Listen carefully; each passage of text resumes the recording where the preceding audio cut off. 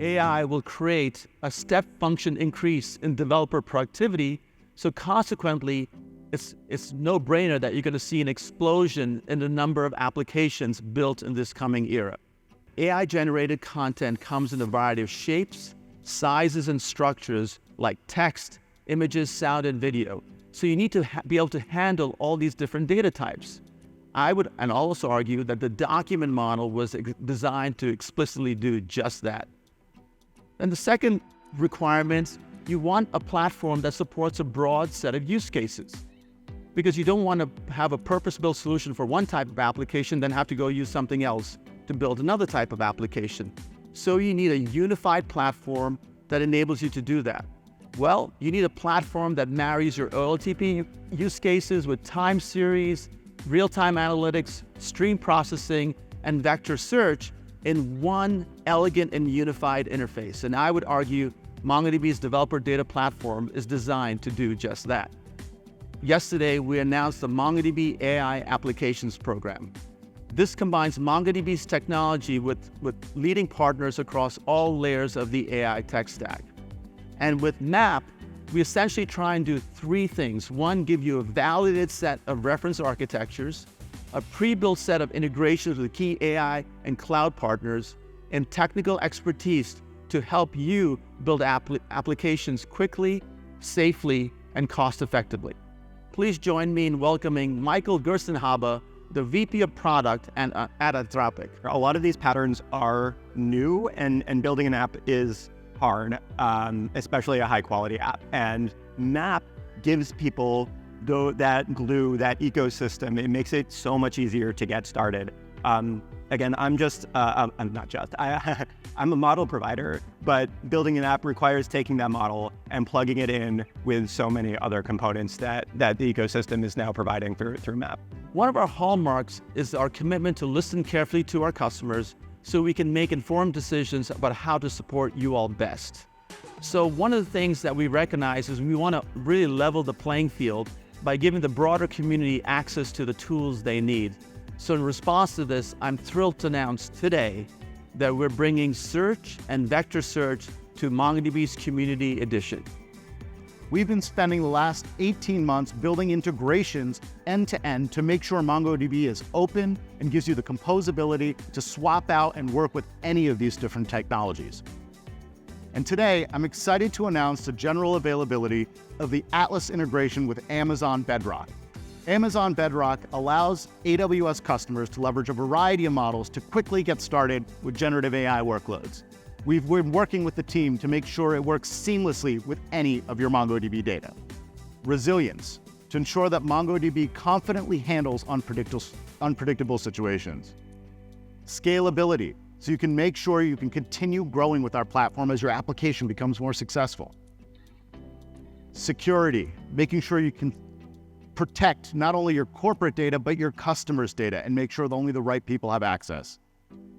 And of course, performance. So your database is a tailwind to capturing your opportunity and not a headwind to your growth. We spend a tremendous amount of time thinking about all facets of these foundational areas of the core database. And that's why I'm super excited to talk about what we've added in MongoDB 8.0. You can download the release candidate today. We'll be GAing later this year. The early feedback that we're hearing from the community as this is the strongest MongoDB release ever. We found that common reads and updates in 8.0 are now 25% faster than 7. We see 54% improvement in bulk inserts on a recurring basis, and an amazing 60% improvement in the performance of time series queries. I am extremely proud of what the team has done in 8.0. I can't wait to see you get your hands on it, but you can expect to see continual improvements in all of these foundational areas year over year. I want to invite Trent Davies, Principal Scientist, and Brandon Pack, Senior Director of Platform Engineering from Adobe, to the stage to talk about what they're up to. We've had many businesses that have been acquired. We've had a lot of monolithic architectures we've had to split up into a microservices system that scales independently. Mongo has helped us with that. We are always trying to bring our services closer to our customers. Data sovereignty, data residency, privacy all matter a lot. And the multi-cloud capabilities of Mongo Atlas are just tremendous in helping us deliver our software to our customers quickly. And it just, even things like being able to check box on compliance, you were mentioning that earlier in your presentation, being able to know that we can just turn on MongoDB and we've checked that box from a compliance perspective. This is great. And our scale, we're dealing with many petabytes of data, hundreds of billions of events a day streaming into our system, and we have hundreds of workloads across all of the clouds that are being powered by MongoDB Atlas. In addition to Firefly and some of the great stuff we're doing on the creative side, Adobe's really investing heavily into AI on the data side as well. At our recent conference, we announced our AI assistant, and Mongo's playing a critical role in that. We're using the Mongo vector search capabilities. And what AI Assistant is really doing is unlocking more value for our practitioners. It can be predictive in estimating outcomes, not only automating workflows, but actually generating new audiences and new customer journeys.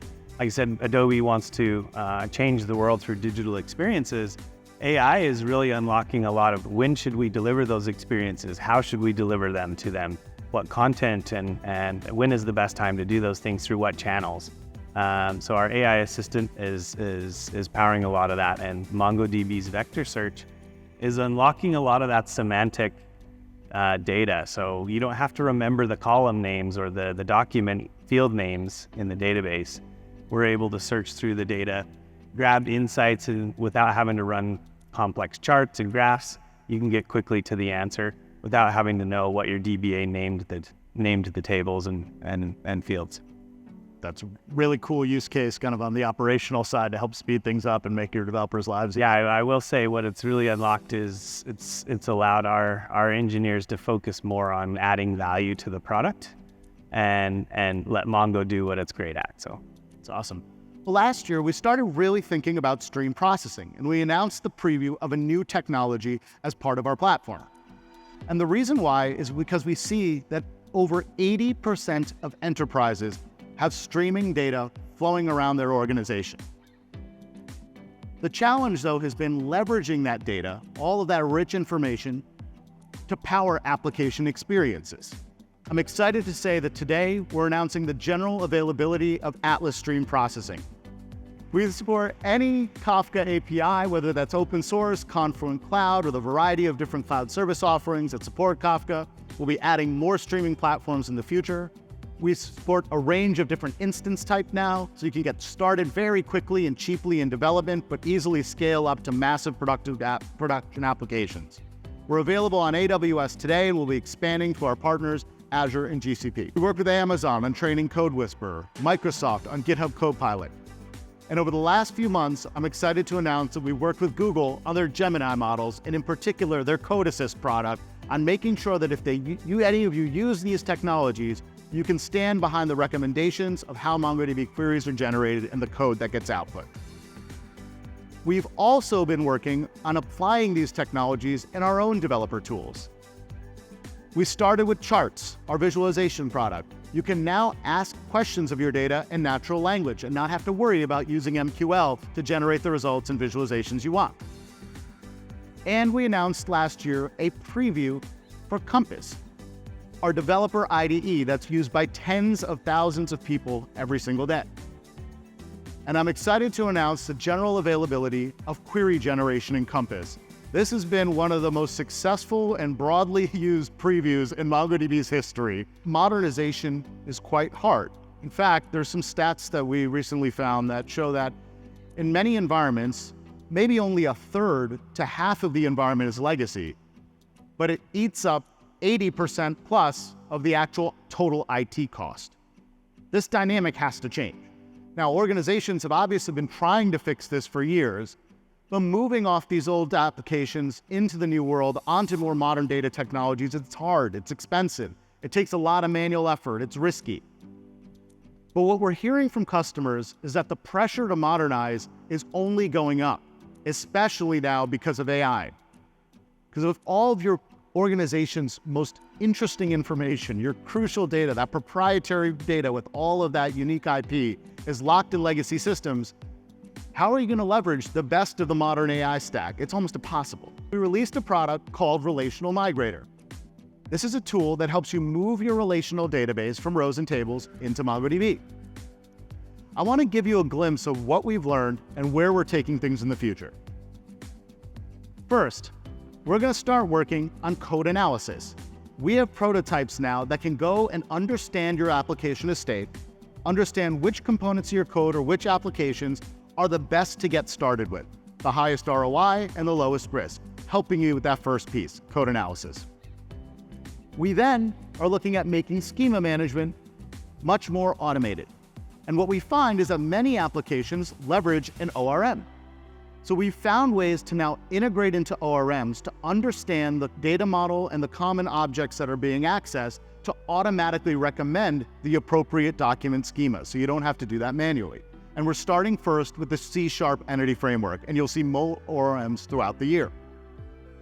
And finally, we're working on actual code conversion, not just SQL to MQL, but the application code that interacts with the data and transitioning that over and making that easier for you with every step of the way.